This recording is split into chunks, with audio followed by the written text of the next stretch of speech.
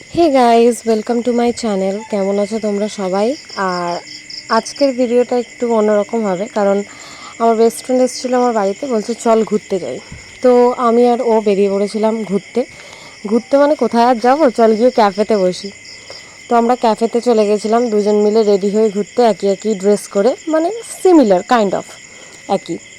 তো এই যে এখানে গেছিলাম আমাদের ক্যানিংয়ের গ্যালাক্সি ক্যাফেতে। আর এখানে গিয়ে প্রথমেই আমরা দুটো থামস আপ নিয়ে নিয়েছিলাম, কারণ গরম সেরকম একটা নেই, বাট আমরা কোল্ড ড্রিঙ্কস লাভার। তো বসে বসে আমরা থামস আপ খাচ্ছিলাম আর ভাবছিলাম যে কী অর্ডার করা যায়। তো আমরা এখানে তারপরে অর্ডার করেছিলাম ড্রাগন চিকেন, আই থিঙ্ক এটা ড্রাগন চিকেন। তারপরে অর্ডার করেছিলাম ব্লু লেগন। তো এটা খেতে এখানে খুব ভালোই করে, কিন্তু এই দিন না খুব একটা ভালো লাগেনি, জানি না কেন, বাট তাও ইটস ওকে, মোটামুটি ছিল। তারপরে আমরা এখানে খাওয়া দাওয়া করার পর খানিকটা ফটোশ্যুট করেছি অনেকক্ষণ ধরে।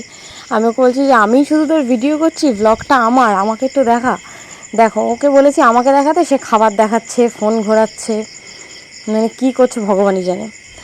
যাই হোক, তো এখানে ভালো ছিল, মোটামুটি টেস্ট ছিল। আমার দিদিরও রেস্টুরেন্ট আছে, সেখানেও আমি খাই, বাইরেও খাই, বাট আমার দিদির খাবার বেশি ভালো লাগে। যাই হোক, তা এখানে হচ্ছে ওর ফোনের গ্লাসটা লাগাতে এসেছিলাম আমরা, তো ফোনের গ্লাসটা খারাপ হয়ে গিয়েছিল। তারপরে আমরা এখানে বসে বসে একটুখানি ক্যাদ মারছিলাম আর কি। বলছে ভিডিও কর। তো আমরা এখানে বসে বসে ভিডিও করছিলাম। আসলে বেরোনো হয় না খুব একটা, কাজের মধ্যে সবাই থাকা, ও কাজে থাকে, আমিও কাজে থাকি, তো সময়টা বেরোনো হয় না। কয়েকদিন আগেই আমি আর ও দুজনে মিলেই বাজারে গেছিলাম, তো সেম এই জুতোটা কিনেছিলাম, একই। তারপরে বাড়ি চলে এসেছি, আর বাড়ি এসে দেখছি দিদিরাও চলে এসেছে বাড়িতে। তো দিদিদের বাড়ি চলে এসেছে, আর এখানে ওরা খাবার নিয়ে ঝামেলা করছিল, আমার দিদির টুইন্স ছেলে দুটো, ওরা ঝামেলা করছে। আমার দিদি আবার ওদেরকে বলছে না ঝামেলা করিস না, হ্যান ত্যান। তাই যাই হোক, বাবা ওদের জন্য খাবার এনেছিল, আর এখানে ওই সবই করছিলাম আমরা। আর দিদি আমার জন্য এনেছিল এই যে এক গাদা খাবার। আর এখানে মাংস কষা নিয়ে এসেছে, মানে ওর রেস্টুরেন্টেরই খাবার এগুলো। ও না ঘরোয়াভাবেই রান্না করে, আর খুব সুন্দর রান্না করে। ওর রান্না খেয়ে কখনোই কাস্টমারের পেট খারাপ বা কিছু হবে না, যত পরিমাণই খাক না কেন, কারণ ওর রান্নাটা খুবই সিম্পল, রিচ কম, আর কোনো রকম অ্যাটসেট্রা অ্যাড করা নেই। যাই হোক, এখানে পরোটা এনেছিল, পোলাও এনেছিল, মানে অল্প অল্প করে যা পেরেছে আমার জন্য এনেছে যে খা। এখানে মনে হয় এটা বাচ্চাদের তরকারি, যেটাও রান্না করেছিল বাড়িতে, সোয়াবিন আর ডিমের কষা, সেটা এনেছিল। তো খেয়ে দিয়ে ঘুমিয়ে পড়েছি। এটা পরের দিন সকালের ক্লিপ। পরের দিন সকালে আমি দিদিদের বাড়ি যাচ্ছিলাম, আমার ছুটি ছিল এই দিন স্কুলের, মেবি, বা স্কুল থেকে ফিরেছিলাম। তো স্কুল থেকে ফিরে এই যে ওদের জন্য দুটো আইসক্রিম নিলাম, আর আমার জন্য একটা নিলাম, নিয়ে দিদির বাড়ি চলে এসেছি। দিদির বাড়ি এসেও কী খেয়েছি না খেয়েছি কী করেছি সব ভিডিও করতে আমি ভুলে গেছি, কারণ প্রপারভাবে ভিডিও করি না, তো ওই জন্য ভুলে যাই মাঝে মাঝে যে আমি ভিডিও করি, মাঝে মাঝে বাজকে করছি, ভুলে যাই। স্নান করে এসে মনে পড়েছে যে হ্যাঁ আমার ভিডিও করছি আমি বা কিছু। তারপরে এখানে ভিডিও করা শুরু করেছি, আর বাচ্চারা এখানে লিখছিল, কারণ সামনেই ওদের পরীক্ষা, মানে ওরা যে স্কুলে পড়ে আমি সেই স্কুলেই টিচার, সামনেই ওদের পরীক্ষা। এখন 5টা বেজে গেছে, তখন স্নান করেছি 5টার সময়, 5টা 7 বাজে, মানে ঘুমিয়ে পড়েছিলাম গিয়ে, এতটাই ক্লান্ত লাগছিলো স্কুল থেকে ফিরে, তো ঘুমিয়ে পড়েছিলাম। আর এখানে ওরা লিখছিল, ওদেরকে বলছিলাম হাই করো, ভাবছিলাম প্রথমে একটা ভয়েস দেবো, এই ওদের ভয়েসটা রাখবো, তারপরে ভাবলাম যে না রাখবো না। তো এখানে এটা হচ্ছে আমার জামাইবাবুর দোকান, জামা কাপড়ের, আগেও দেখিয়েছি। এখানে আমি কিছু ইনারওয়্যার নিয়েছিলাম দোকান থেকে। তো আমি আবার দিদিকে বলছিলাম যেগুলো দেখাবো কে আবার কি কমেন্ট করবে, তা বললাম সবাই তো দেখায়, তো কী যায় আসে, সবাই কেউ কি পড়ে না।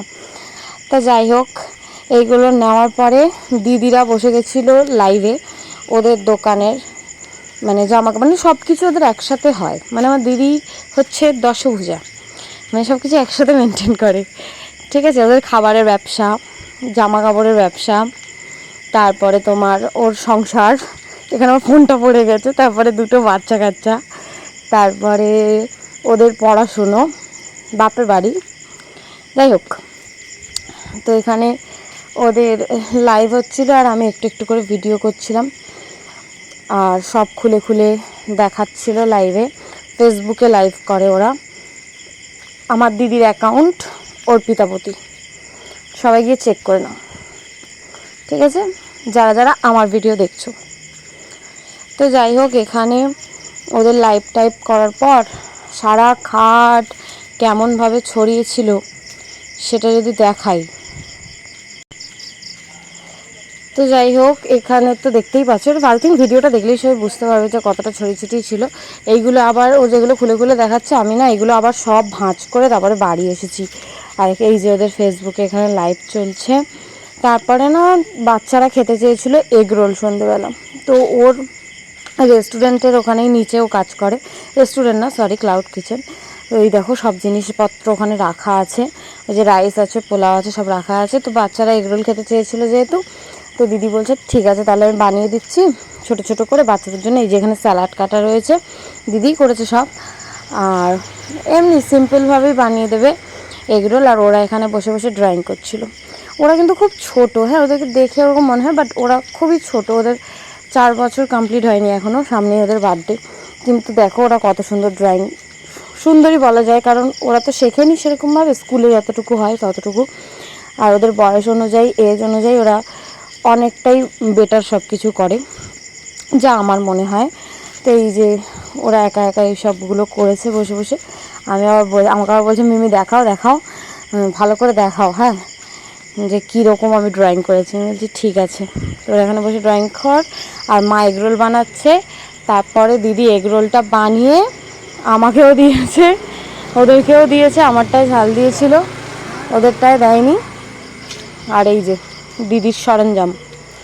তারপর আমি গিয়ে ওকে দেখাচ্ছিলাম এখানে যে তুই কী করছিস একটু দেখা।